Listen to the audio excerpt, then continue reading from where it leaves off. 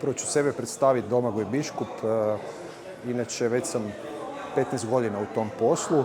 Dječji vrtić Mali Kaj posluje već 23 godine.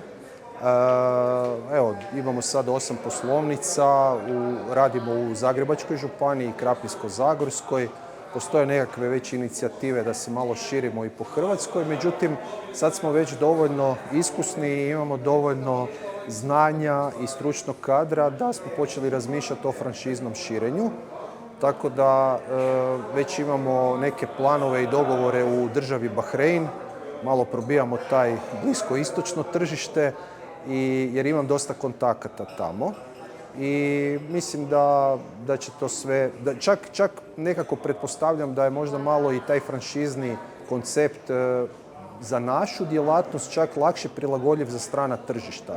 Jer smo na dosta visokoj razini kaj se tiče vrtića u odnosu na neke druge zemlje kojima je to tek u počecima, tek se razvija. Ja zapravo rizika puno ne vidim. Jedini veliki rizik je kod mene bio to neznanje, nisam imao to iskustvo. A čim raste znanje, rizici padaju, a onda vidim i ogromne prednosti za preuzimatelje franšize, jer u principu sve neke loše stvari ili teške stvari i izazove koje smo prošli, mi njih unaprijed saniramo, odnosno predvidimo za našeg potencijalnog partnera, odnosno preuzimatelja. Tako da mislim da će se to dosta brzo razvijati. Najvažnije je povjerenje, edukacija, stalni kontakt, nekakva vrsta kontrole, ali partnerske kontrole.